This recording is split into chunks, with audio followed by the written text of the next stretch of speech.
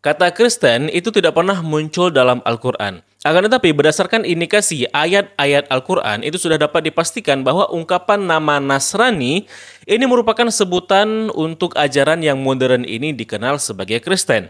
Namun beberapa kalangan misionaris itu mencoba memanfaatkan fakta ini untuk mengklaim bahwa Al-Quran itu tidak berbicara apapun maupun mengkritik apapun tentang agama Kristen karena Al-Quran tidak menyebut nama Kristen secara langsung.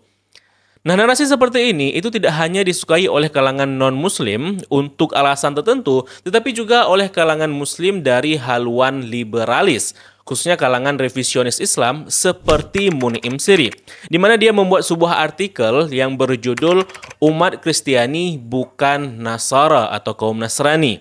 Nah, untuk mengkritik narasi Al-Quran dan mencoba merevisi tradisi dengan mengklaim bahwa ungkapan Nasrani dalam Al-Quran bukanlah merujuk kepada umat Kristen pada umumnya. Nah, sedikit saya jelaskan teman-teman ya tentang apa itu haluan pemikiran revisionis. Jadi revisionis ini adalah sebutan kepada haluan pemikiran yang menolak tradisi narasi agama yang sudah diwariskan sejak masa silam. Menurut mereka, agama itu, khususnya kitab sucinya, itu harus ditafsirkan ulang dengan cara baru tanpa harus terikat dengan doktrin-doktrin yang ada. Nah, awalnya teman-teman pemikiran ini muncul di barat untuk mengkritisi agama Kristen karena dianggap agama Kristen ini udah nggak sejalan lagi dengan kemajuan zaman di masanya. Nah, kemudian metodologi yang sama itu kemudian digunakan oleh kalangan orientalis barat buat diterapkan dalam agama Islam dengan merevisi tradisi dan pemikiran dalam agama Islam. Nah, Mun'im Siri, dia ini kemudian tertarik dengan haluan pemikiran yang seperti ini, di mana agama Islam itu seharusnya dapat direvisi juga seperti yang dilakukan oleh para sarjana barat terhadap agama Kristen, dengan mengkritisi kitab sucinya dan menafsirkan ulang gitu ya. Nah teman-teman, dalam konteks pembahasan kita, Mun'im ini teman-teman mencoba merevisi pandangan kita terhadap ungkapan Nasrani dalam Al-Quran, di mana menurutnya Nasrani itu sebenarnya bukan sebutan kepada Kristen ya, melainkan sebutan kepada sekte tertentu yang dianggap sesat oleh umat Kristen pada umumnya. Sehingga disimpulkan bahwa Al-Quran itu telah salah dalam menggunakan nama. Atau kita selama ini telah salah dalam memahami Al-Quran gitu ya. Namun klaim Siri ini teman-teman bukanlah hal yang baru. Ini sebenarnya argumen misionaris yang didaur ulang olehnya. Misalkan tentang topik ini itu sebenarnya sudah pernah dibahas oleh Francois de Blois dalam artikelnya yang ditulis pada tahun 2002 dan tulisannya itu kini sudah usang dan ditinggalkan karena argumennya itu lemah dan memaksa gitu. Nah, topik inilah yang akan kita bahas di episode kali ini untuk melihat apakah ungkapan Nasrani yang dimaksudkan dalam Al-Quran itu memang merujuk kepada umat Kristen pada umumnya secara penggunaan namanya atau enggak gitu ya. Nah, hal ini juga teman-teman sudah kita bahas secara detail di e-book kita yang berjudul Bantah Kesalahan Sejarah dalam Al-Quran pada halaman ke-411, di mana di sini kita banyak membahas syubhat-syubhat misionaris terhadap Al-Quran dan kita ulik sampai detail seperti itu dan kita bantah gitu ya. Nah, untuk membaca selengkapnya, teman-teman dapat mendownload e-book ini dengan mengklik link yang ada di atas ini atau link yang ada di kolom deskripsi maupun di kolom komentar tersemat di bawah video ini. Namun sebelum kita bahas lebih lanjut, saya ucapkan terima kasih dahulu buat penonton kami yang sudah mendukung channel ini secara moral dan materi via website kitabisa.com. Saya ucapkan terima kasih atas antusiasnya dan apresiasinya. Semoga dukungan teman-teman diganti dengan yang lebih baik lagi, serta semoga dengan dukungan tersebut dapat mempercepat perkembangan channel ini. Buat mengikuti berpartisipasi, teman-teman dapat mengklik link kampanye kami di website kitabisa.com di kolom deskripsi video maupun di kolom komentar tersemat di bawah video ini.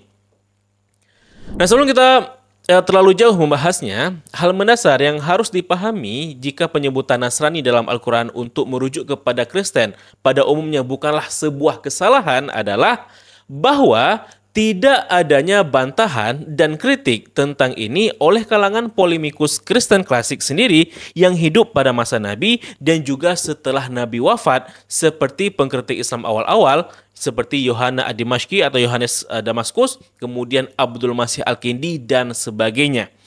Enggak ada yang komplain tentang penggunaan nama ini dalam Al-Quran yang secara tidak langsung mereka mengonfirmasi bahwa nama Nasrani itu adalah nama yang diterima oleh kalangan Kristen di masa itu untuk merujuk agama mereka. Kan begitu logikanya gitu ya. Nah, orang-orang belakangan aja ketika nama ini sudah redup, baru kemudian diprotes dan dimanfaatkan buat menghantam Al-Quran kan gitu. Ini menunjukkan bahwa pada masa Nabi adalah wajar jika orang-orang Kristen di Arab itu disebut dengan nama atau sebutan Nasrani. Hal ini karena orang-orang Kristen di Arab itu umumnya dipengaruhi oleh kekristenan yang ada di Syria yang berbahasa Suryani Aram. Dan dalam bahasa Suryani Aram, mereka itu disebut dengan istilah Nasraya. Nah, istilah Suryani inilah yang kemudian diadaptasi secara fonetik dalam bahasa Arab menjadi Nasrani.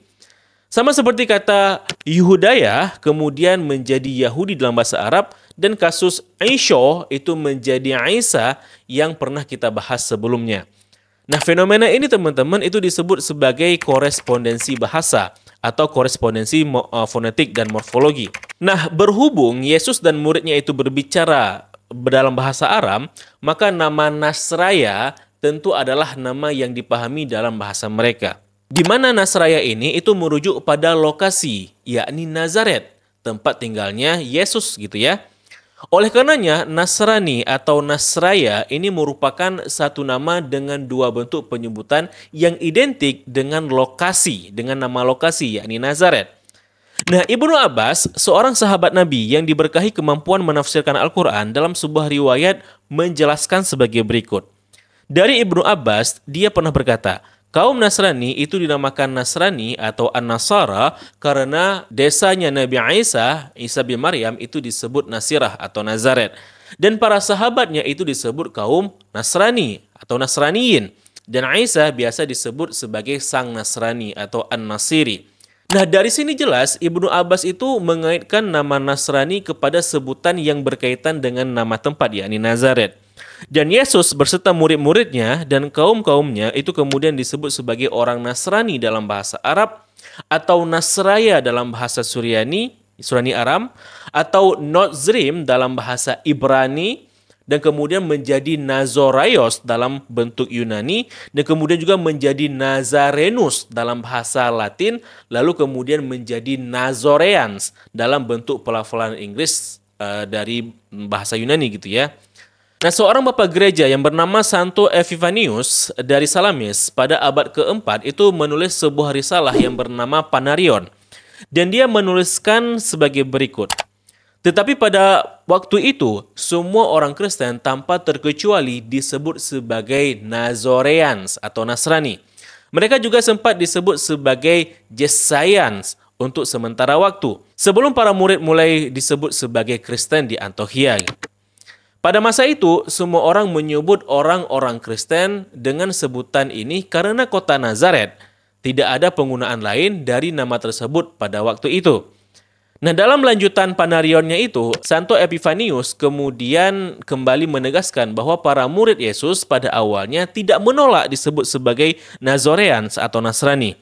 Dia menuliskan, demikian pula, para murid suci Kristus menyebut diri mereka sebagai murid-murid Yesus pada saat itu, sebagaimana memang mereka adanya. Namun ketika orang lain menyebut mereka Nazoreans atau Nasrani, mereka tidak menolaknya. Karena mereka memahami maksud dari orang-orang yang menyebut mereka demikian. Ini mengindikasikan bahwa meskipun istilah Nazoreans atau Nasrani itu bukanlah nama resmi yang mereka pilih sendiri, para murid-murid Yesus itu tetap menerimanya karena memahami alasan dibalik penggunaannya. Epifanius itu juga menjelaskan bahwa istilah tersebut berasal dari fakta bahwa Yesus sendiri dikenal sebagai seorang Nazoreans atau seorang Nasrani, atau orang yang tinggal di Nazaret seperti itu, sebagaimana tertulis dalam Gospel dan Kisah Para Rasul gitu ya. Nah, Epifanius kemudian melanjutkan seperti ini. Mereka menyebut mereka-mereka ini sebagai Nazoreans atau Nasrani karena Kristus, sebab Tuhan kita Yesus sendiri disebut The Nazoreans atau Nasrani, seperti yang dikatakan dalam Gospel dan Kisah Para Rasul. Karena ia dibesarkan di kota Nazaret yang sekarang menjadi sebuah desa di rumah Yusuf.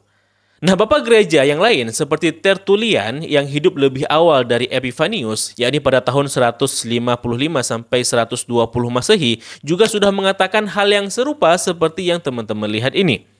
Nah, kemudian bapak gereja lain yang hidup semasa dengan Epifanius, yakni Jerome, itu juga mengungkapkan hal yang sama sebagai berikut. Hal ini semakin masuk akal ketika Al-Quran menyebut mereka sebagai Nasrani dan tidak ada komunitas Nasrani manapun yang memprotesnya di masanya. Bahkan pun oleh para kritikus Islam mula-mula dari Kristen Bizantium, kan gitu. Menariknya teman-teman, di India ada komunitas Kristen kuno yang menamai diri mereka sebagai Mar Thoma Nasrani. Bagi mereka, nama Nasrani secara sederhana itu berarti Kristen dan berasal dari kata Nazaret. Identitas ini tertanam kuat dalam sejarah lisan mereka, silsilah keluarga dan kerangka sosiologis mereka yang telah ada selama berabad-abad sebelum kedatangan bangsa Eropa di sana. Di Indonesia juga ada komunitas Gereja Nasrani Indonesia, bahkan juga nama untuk sekolah Kristen yang ada di Indonesia. Pendeta Esra Soru sendiri menjelaskan sebagai berikut. Apa artinya Nasrani? Apakah sama dengan Kristen? Ya, sama saja ya. Memaksudkan hal yang sama. Kalau Kristen itu artinya pengikut Kristus.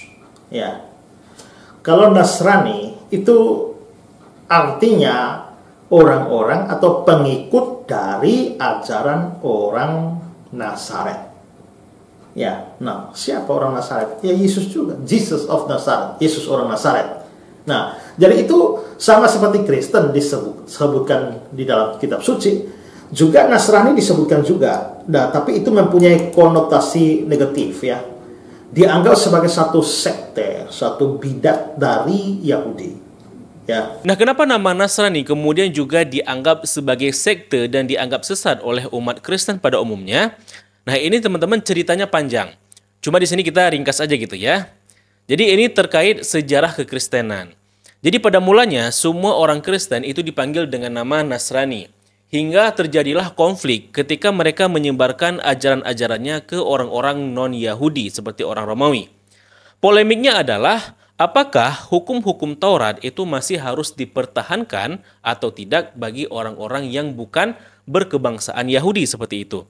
Karena ketika itu teman-teman Nasrani itu masih dianggap bagian dari sekte keyahudian gitu ya. Masih dalam tubuh keyahudian. Maka terpecahlah mereka kepada dua kubu. Pertama, kubunya Paulus yang disebut pengikut teologi Paulin, di mana mereka ini memutuskan bahwa hukum Taurat ini tidak perlu diikutkan lagi, nggak perlu diterapkan lagi dan diamalkan lagi. Nah, mereka kemudian menyebarkan agamanya itu ke orang-orang non-Yahudi, yakni orang-orang Romawi. Nah, di Antiokhia, mereka ini kemudian disebut dengan sebutan pengikut Kristus atau Kristen ya. Dari sinilah nama Kristen itu muncul sebagai identitas agama baru yang berpisah dengan akar tradisi keyahudian gitu ya. Nah, sedangkan yang menolak teologinya Paulus itu mereka adalah orang-orang Nasrani dari kalangan bangsa Yahudi. Di mana mereka ini menganggap bahwa Nasrani itu bukanlah agama baru dan terpisah dari keyahudian. Sehingga mereka ini tetap kekeh untuk mempertahankan hukum-hukum Taurat. Nah, karena mereka ini masih mempertahankan hukum Taurat dan bahkan tidak menuhankan Yesus, dalam artian mereka tidak menerima pandangannya Paulus, maka tentu mereka tidak sejalan dengan teologinya Paulus dan oleh sebab itu pula mereka kemudian dianggap dan dicap sesat. Inilah sebab kenapa ada yang mengatakan bahwa Nasrani itu adalah nama untuk sekte yang sesat oleh kalangan Kristen haluan utama di era sekarang ini gitu ya. Nah, pandangan ini sepertinya muncul karena Bapak Gereja Santo Epifanius dalam Panarion kemudian membuat dikotomi dan memisahkan antara orang yang menuhankan Yesus dan menghapus hukum-hukum Taurat dengan sebutan Kristen dan yang mempertahankan hukum-hukum Taurat bahkan tidak menuhankan Yesus sebagai sekte Nasrani yang kemudian dicap sesat gitu ya. Tapi perlu dipahami teman-teman bahwa penamaan-penamaan ini, apakah itu Kristen, Nasrani maupun Ebionit, itu sebenarnya bukanlah nama yang mereka berikan sendiri. Melainkan nama yang diberikan oleh orang lain kepada kelompok mereka ini. Inilah yang menjadi penyebab kadang-kadang nama itu menjadi rancu dan tumpang tindih dalam penggunaannya sehingga menimbulkan kebingungan gitu ya. Termasuk juga dalam konteks pembahasan ini teman-teman harus memahami bahwa ada istilah Nazorean yang merujuk kepada sebutan Nasrani, ada juga istilah Nasorayans ya yang merujuk kepada pengikut agama Mandean. Dalam bahasa Suryani penyebutannya juga mirip antara Nasraya dan Nasoraya gitu ya. Nah, pengikut agama Mandean ini, teman-teman, mereka ini tidak ada kaitannya dengan kekristenan. namun memiliki hubungan dengan agama Yahudi. Mereka ini bisa dikatakan teman-teman kaum Yahudi asketik dari umatnya Nabi Yahya yang akhirnya menjadi agama baru, yakni agama Mandean dengan kental nuansa kebatinan. Dan para kalangan elitnya, yakni para ulama-ulamanya, itu mereka disebut dengan istilah Nasoraya gitu ya. Nah sekali lagi teman-teman, mereka ini nggak ada kaitannya dengan Nasrani, walaupun namanya itu mirip. Kelompok inilah yang dijadikan alasan oleh Francois de Blois untuk menyudutkan Islam secara tidak tepat.